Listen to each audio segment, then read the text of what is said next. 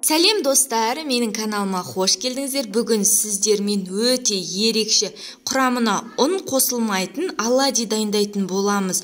Енді дәмі өте керемет. Ең алдымен осы видеоға лайк басып, каналға тіркеліп, қоңыраушаны басып қойыңыздар. Бұның дәмінің ерекшелігі құрамына ұн қосылмайтындығында. Оның орнына овсяный хлопья қосылады және банан қосылады. Ең алдымен қазір құрамымен танысып алайық. Бізге ең алдымен осындай овсяный хлопья керек, 2 банан керек, 2 жұмыртқа және 80 мл сүт және аз ғана шым-шым тұз болса жеткілікті. Бізге ең алдымен осы овсяный хлопьяны геркулес кез келген кашаны осылай блендерден өткізіп аламыз. Өте ұсақ болғанша езіп алған дұрыс. Одан кейін осы қоспамызға аз ғана тұзды салып, одан кейін бананды бірнеше бөліктерге бөліп, бананды саламыз да, 2 жұмыртқаны және 80 мл сүтті құйып, тағы да блендерде езіп алатын боламыз. Достар, менің каналымдағы келесі рецептерді ең бірінші болып көру үшін осы видеоға лайк басасыздар, каналға тіркелесіздер және міндетті түрде қоңыраушаны басып қойыңыздар. Құрметті менің оқырмандарым, осы оладьиді сіздерде жасап көріңіздер, өте дәмді болып шығады және керемет, балаларға ұнайтынына 100% сенімдімін. Достар, мінекей біздің массамыз дайын болды. Осындай сұйықтықта болу керек. Міне қараңыздар. Қою да емес, қатты сұйық та емес, осындай болу қажет. Достар, сіздерге де міндетті түрде осы рецептпен жасап көруге кеңес беремін. Бір жасағаннан өте керемет болады. Енді қызып тұрған тапаға осылай аз ғана мөлшерде сұйық май жағып, бір ас қасықтан оладьиларымызды сала отырып пісіріп аламыз. Екі жағы қызарғанша. Өте дәмді болады. Дәмі енді ерекше, құрамына байқасаңыздар қант қоспадық, тек қана бананның дәмімен де өте керемет дәмді болады.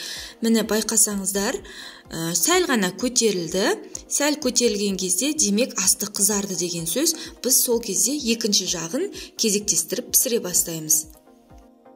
Достар, менің келесі рецепттерімді ең бірінші болып көру үшін және ең бірінші болып жасау үшін осы каналға тіркеліп, видеоға лайк басып, қоңыраушаны басып қойыңыздар. Міндетті түрде менің каналыма тіркелуді ұмытпаңыздар. Мінекей аз ғана уақыттың ішінде біздің оладьиларымыз дайын болды. Келесі оладьиларды дәл осылай пісіріп аламыз. Әр оладьиді салар алдында аз ғана майлап алған жөн. Достар, құрамына бананның орнына кез келген жеміс-жидекті қоссаңыздар да болады. Мысалы, алманы қосып жасасаңыздар да өте керемет дәмді болады. Достар, сіздерге рецепт ұнады деген ойдамын, өте керемет. Өздеріңіздің тілектеріңізді, пікірлеріңізді комментарий бөліміне міндетті түрде жаза отырыңыздар.